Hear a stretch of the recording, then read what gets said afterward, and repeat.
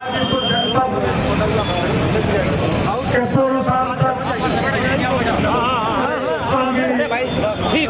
सरजू पांडे जी के पार्क से 9 अगस्त क्रांति का दिन और क्रांतिकारी साथी लगातार जनपदों की यात्रा करते करते गाजीपुर जनपद की सभी विधानसभा, बलिया जनपद की सभी विधानसभा, आज मऊ जनपद की रतनपुरा बाजार में प्रथम दिन आपका स्वागत हम करते हैं। आपका जो उद्देश्य है, बड़ा ये क्रांतिकारी इलाका है, ये समाजवादियों का इलाका है। इस इलाके से जुल्म और ज्यादती के खिलाफ हमेशा आवाज बुलंद होती है। आज उसी क्रम में, उसी कड़ी में, उसी आधार पर, वही मिशन लेकर, वही विजन लेकर आज माननीय अखिलेश यादव जी के आह्वान पर आप पूरे उत्तर प्रदेश के गांव, गली कूचे में, खेत खलियान में, सड़कों पर, दुकानों पर, चट्टी पर, चौराहों पे, अमीर के पास, गरीब के पास, व्यापारी के पास, किसान के पास, मजदूर के पास, विद्यालय के पास, विद्यार्थी के पास, पढ़े लिखे के पास, शिक्षक के पास, सारे लोगों के बीच आप अपना इस आंदोलन, इस आप अपना क्रांतिकारी ऐतिहासिक पद यात्रा लेके आप चले हैं। हम आपका स्वागत करते हैं।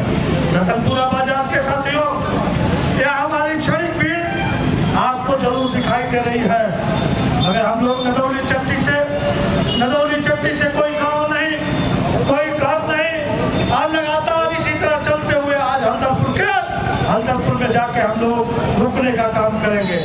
इसका उद्देश्य, हम अभी उत्तर प्रदेश में सरकार बनाने नहीं आए, हम इसके उद्देश्य वोट मांगने का नहीं है। हमारा उद्देश्य यह है कि जिन बातों पर उत्तर प्रदेश की अभी हाल ही में सरकार बनी है, उत्तर प्रदेश की सरकार ने क्या आपसे वादा किया था, हम आपको बेरोजगारी पर काम देंगे। आपसे कहा था हम देश की सरहद की हिफाजत के लिए लगातार नौजवानों की भर्ती करेंगे। नौजवानों की भर्ती के नाम पर अग्निवीर जैसी योजना चलाई गई है। अग्निवीर योजना कौन सी है? हम लोग कभी कभार कहावत में सुनते थे, और ये कहावत में सुन लिया करते थे। अग्निवीर में आवाज वही बात आज सुनने में आ रही है कि जवान बेटा अपने बाप के कंधे पे कभी जाएगा। बेटा बड़ी हिम्मत से, बड़ी ताकत से अपने माँ, अपने बाप का आशीर्वाद लेकर भारत माँ की सरहद पे खड़ा होकर इस देश की रक्षा करने जाएगा। मगर उसी बाप का, इस बाप और इस माँ का आशीर्वाद लेके जाएगा, वही 4 साल के बाद वापस आ जाएगा। ऐ भाइयों, अब तो 2 साल में बकरे की कुर्बानी होती है, अब तो 4 साल में आपका बेटा आपके घर नौकरी करके वापस आ जाएगा। टेंशन नहीं, कोई योजना नहीं, उनके बच्चे का कोई भविष्य नहीं, उनका मुस्तकबिल कोई नहीं। कल आपके बेटे को जब वापस आएगा तो गांव किस भाव से थकेगा, आप कल्पना कर लो। दूसरी तरफ आप चलो, ये किसान का इलाका है, आज पूरा सूखा की मार पड़ी है, बिजली का घंटा है। इस समय रतनपुरा की बाजार में सबकी दुकानों पे जनरेटर चल रहे हैं, बिजली गायब। इन्होंने कहा था बिजली सस्ती देंगे, बिजली का जब से सरकार बनी, घरेलू बिजली का लेके दुकान की बिजली का दाम बढ़ गया, खाद का दाम बढ़ गया, पानी का दाम समाप्त। पानी नहीं, इनके पास कोई खाद नहीं, अगर खाद मिल रही है तो 5 किलो गायब। मगर जब ये आपके बीच में आते हैं तो रतनपुरा के दुकानदार भाइयों, आपसे दूध पे लगी हुई जीएसटी की बात नहीं करते, आटे पे लगी हुई जीएसटी की बात नहीं करते, या तो सिर्फ धर्म के नाम पर और छाप के नाम पे वोट मांगते हैं, और मंदिर और मस्जिद के नाम पे वोट मांगते हैं। मगर है उत्तर प्रदेश की सरकार के मालिक आदरणीय योगी आदित्यनाथ जी, कल आपको नैतिकता अगर थोड़ी भी होती तो आप इस्तीफा दे देते। कल आपका ही मंत्री आप ही की सरकार के खिलाफ और कलेक्टर के दरवाजे पे धरने पे बैठ गया, और ये वो आरोप उसका था कि आज गरीबों के साथ यह सरकार लगातार धोखा कर रही है, गरीबों के साथ यह सरकार अन्याय कर रही है। गरीबों को लूट रही है। ये नौकरशाही सरकार हो गई है। इस सरकार का पूरा रेट सूची जारी है। आप थाने पे जाओ, तहसील पे जाओ, कलेक्ट्री में जाओ, कहीं किसी अधिकारी के जाओ, इनका रेट पूरा सूची चल रहा है। भाई यही बात अगर हम विरोध करते हैं तो हमारे घरों पे बुलडोजर चलता है, हमारे घरों पे बुलडोजर चलता है। जब बुलडोजर चलता है तो लोग कहते हैं ये तो समाजवादी पार्टी के अहिरों के मकान पे बुलडोजर चलता है, मियाँ के मकान पे बुलडोजर चलता है। ऐ राजभर समाज के लोगों, ऐ चौहान समाज के लोगों, ऐ कुर्मी समाज के लोगों, ऐ लोहार समाज के लोगों, ऐ गुप्ता समाज के लोगों, ऐ अग्रवाल समाज के लोगों, ऐ तमाम सारी जात बिरादरी के लोगों, या बुलडोजर जुल्म के खिलाफ चलता तो हम भी इनका समर्थन करते हैं। मगर जात चीन के हो रहा है, बिरादरी चीन के हो रहा है, शकल चीन के हो रहा है, कपड़ा चीन के हो रहा है, क्या बुलडोजर की कार्रवाई हो रही है, लोकतंत्र समाप्त हो रहा है। अभी चुनाव हुआ था विधान परिषद का, अभी चुनाव हुआ था ब्लॉक प्रमुखी का, अभी चुनाव हुआ था विधान परिषद का। लोकतंत्र नाम की कोई चीज नहीं है। मगर जब चुनाव आता है तो आपको जात के नाम पर, धर्म के नाम पर, अगले के नाम पर, पिछले के नाम पर, हिंदू के नाम पर, मुसलमान के नाम पर वोट ले लिया जाता है।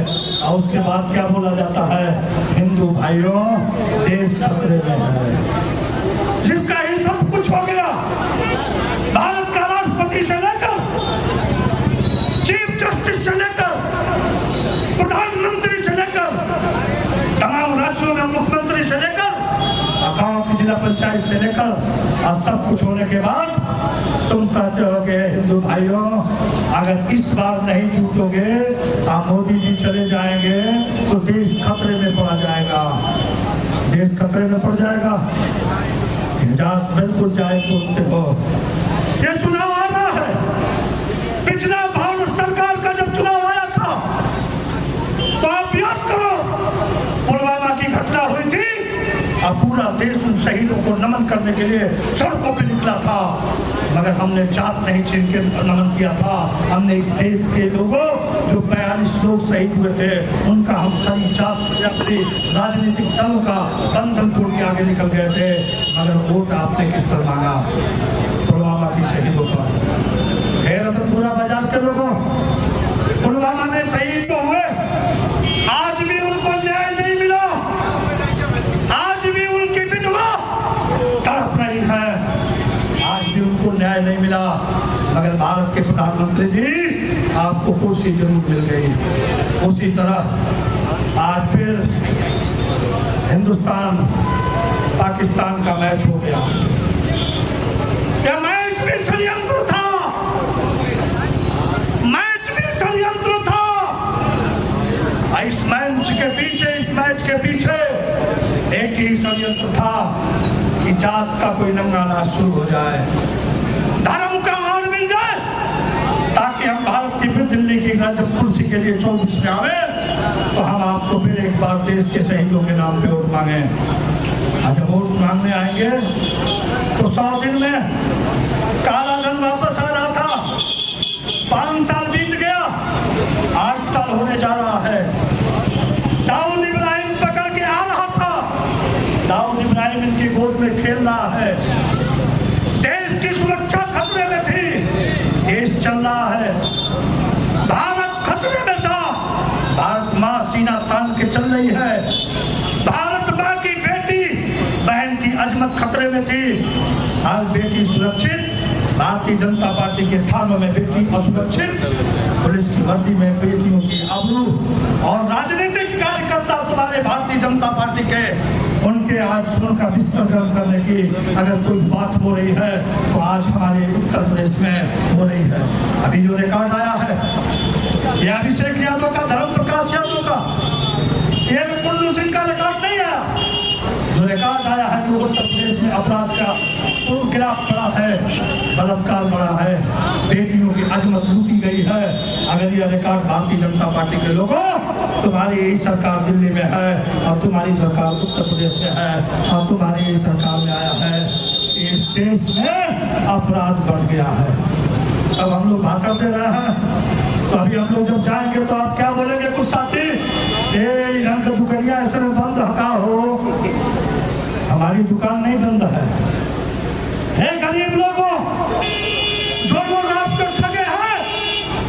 आज वह लोग कहीं ना कहीं फिर आपके बीच में आना चाहते हैं। जब आप उनसे सवाल पूछना चाहते हो कि नौकरी 2 करोड़ कहाँ गई, काला धन कहाँ गया, बेरोजगारी कहाँ गई, सूखे पे क्यों नहीं बात हो रही है, किसान की आय बढ़ने वाली थी कहाँ गई, किसान के बेटों को नौकरी मिल रही है क्यों नहीं मिल रही है। ये जब बात चलाओगे तब तुरंत दरोगा जी आ जाएंगे और कहेंगे कि धारा 144 का उल्लंघन, धारा 144 का विरोध और मुकदमा कायम। और आज ही रात में हम लोगों के घर पुलिस, कितना भेजोगे पुलिस। इस देश का अंग्रेज भी जुल्म किया था, इस देश का अंग्रेज भी जुल्म किया था, मगर अंग्रेजों के जुल्म को अगर किसी ने रोका था, यही समाजवादी पलटन के लोगों ने रोका था। आज अभिषेक यादव जी उसी पलटन को फिर लेके चले हैं, ये अंग्रेज से कम नहीं है। इनका मिशन जो था 9 तारीख, और मिशन जो था वह दिन था अंग्रेजों भारत छोड़ो। हम लोग इसी रतनपुरा के लोग, अभिषेक जी जब वो हटारा था तो हम लोग ये बलिया में थे। बलिया में जब अंग्रेजों भारत छोड़ो का नारा जब दिया था तो बलिया के वीर शहीदों ने अंग्रेजी हुकूमत की जेल का ताला तोड़ दिया था और 24 घंटा पहले इस देश को आजाद करा दिया था। वही रतनपुरा की धरती है। आज उस रतनपुरा की धरती पर मैं आपका स्वागत इस आशा से कर रहा हूँ। आप 9 अगस्त को जब चले हो तो इस दिल्ली की हुकूमत और उत्तर प्रदेश की हुकूमत को हम आज नहीं तो कल जब तक गिरा नहीं लेंगे तब तक हम चैन की जिंदगी नहीं जी सकते हैं। इन्हीं बातों के साथ मैं आपके यात्री साथियों का स्वागत करते हुए अपनी बात को खत्म करता हूँ। बहुत बहुत धन्यवाद।